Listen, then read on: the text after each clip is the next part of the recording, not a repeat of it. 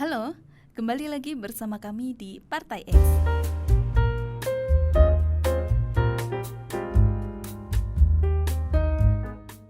Lembaga Superpower BPI Danantara.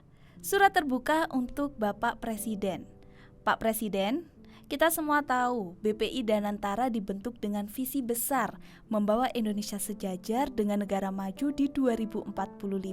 Tapi mari jujur, ada terlalu banyak tanda tanya di balik rencana ini.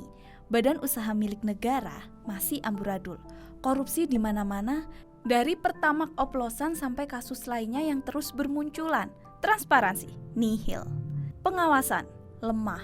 Dan sekarang kita mau kasih lebih banyak aset ke satu lembaga superpower tanpa reformasi struktural dulu. Itu namanya nyiapin ladang baru buat masalah yang lebih besar. Konflik kepentingan nyata.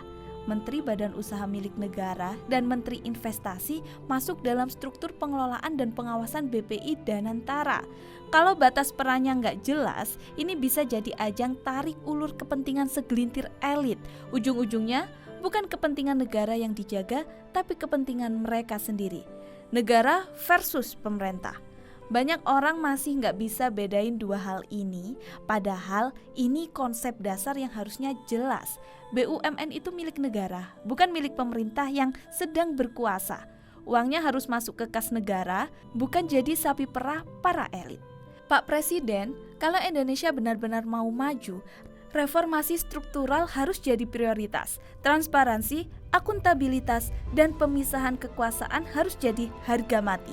Jangan biarkan BPI Danantara lahir tanpa sistem yang jelas. Kalau tidak, ini bukan jalan menuju Indonesia Emas 2045, tapi jalan tol menuju skandal besar berikutnya. Jangan sampai sejarah mencatat ini sebagai kesalahan terbesar pemerintahan Anda. Salam Partai X.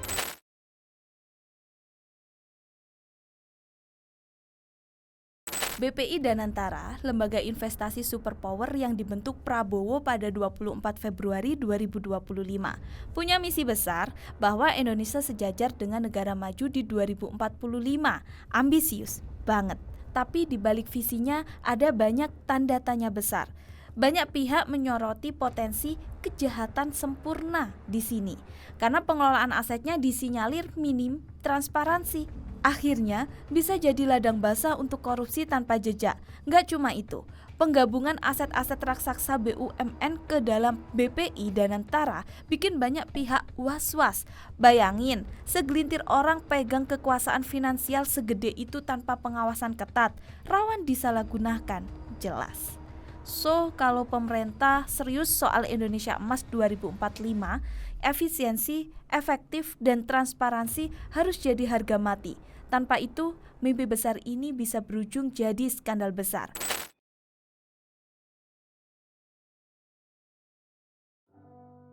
BPI Danantara bukan cuma soal duit dan investasi gede-gedean. Ada isu serius yang bisa bikin reformasi fundamental mandek, yaitu tumpang tindih peran dalam mengurus aset negara. Masalah utamanya, belum ada batas tegas antara fungsi kepala negara dan kepala pemerintah. Selama ini, status BUMN aja masih abu-abu. Ini milik negara atau cuma alat buat pemerintah yang berkuasa? Kalau batasannya nggak jelas, pengelolaan BUMN bakal terus jadi medan tarik ulur kepentingan segelintir orang. Alih-alih fokus ke efisiensi dan profit, malah jadi sapi perah. Kalau Indonesia beneran mau maju, aturan mainnya harus transparan. Negara butuh pemisahan fungsi yang jelas biar BUMN bisa dikelola profesional, bukan sekedar alat memperkaya pejabat dan elit aja. Kalau enggak, reformasi cuma jadi jargon, enggak bakal jalan kemana-mana.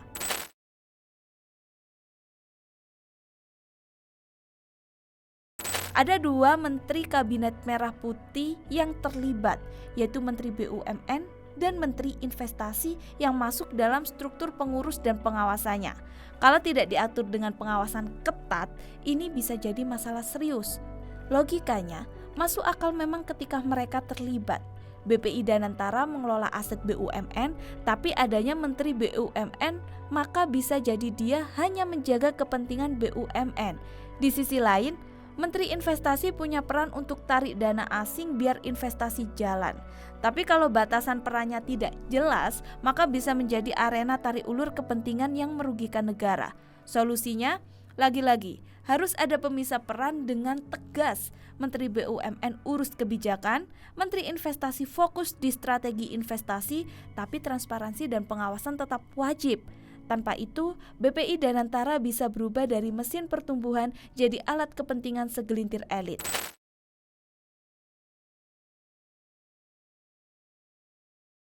BPI Danantara bisa jadi potensi dari kerusakan sistemik di pemerintahan.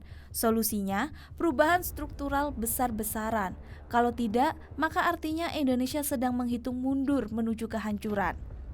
Masalah dasarnya, banyak orang masih nggak bisa bedain negara dan pemerintah. Padahal ini konsep dasar yang di luar sana sudah jelas, tapi Indonesia masih sering salah kaprah.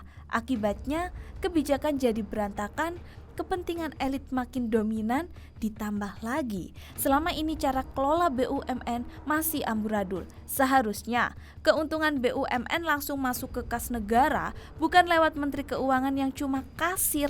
Menteri Keuangan itu cuma pengepul uang, bukan pemilik duit negara. Tapi kalau sistemnya nggak diperbaiki, ya siap-siap aja. Lihat uang negara nggak sampai ke rakyat, tapi ke kantong yang salah.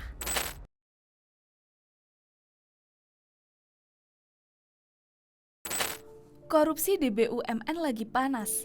Pertamax oplosan cuma puncak gunung es. Masih banyak skandal lain yang nunjukin betapa amburadul sistem negara ini. Dari kebocoran anggaran sampai pengelolaan aset yang gak jelas, semua nunjukin satu hal, BUMN masih jauh dari kata beres. Sekarang mau bikin BPI Danantara, harusnya dipikir 2 kali. Ngurus BUMN aja belum becus, mau tambah lembaga yang super power. Tanpa transparansi dan pengawasan ketat, ini cuma bakal jadi ladang baru buat kepentingan segelintir orang. Bukannya bawa Indonesia maju, malah nambah peluang korupsi. Kalau mau bikin perubahan, mulai dulu dari benahin yang udah ada.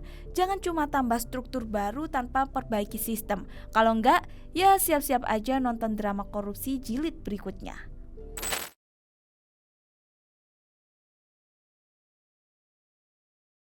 BPI Danantara nggak bisa cuma jadi proyek ambisius tanpa reformasi struktural yang nyata kalau sistem dasarnya masih berantakan. Yang ada malah tambah ribet. Akibatnya, ketidakpastian makin gede, konflik kepentingan jadi bom waktu. Kita nggak bisa terus-terusan copy paste sistem luar tanpa mikir kultur dan kebutuhan Indonesia. Masuk akal? Kalau cuma nyomot konsep tanpa adaptasi, ujung-ujungnya cuma tambal sulam yang nggak menyelesaikan akar masalah.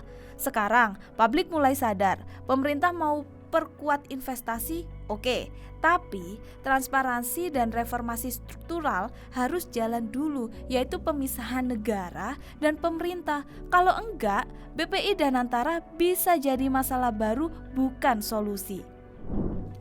Itu tadi video dari kami. Jangan lupa like, comment, and subscribe. Dan kami Partai X pamit. Kami ingin satu bangsa, satu kemampuan.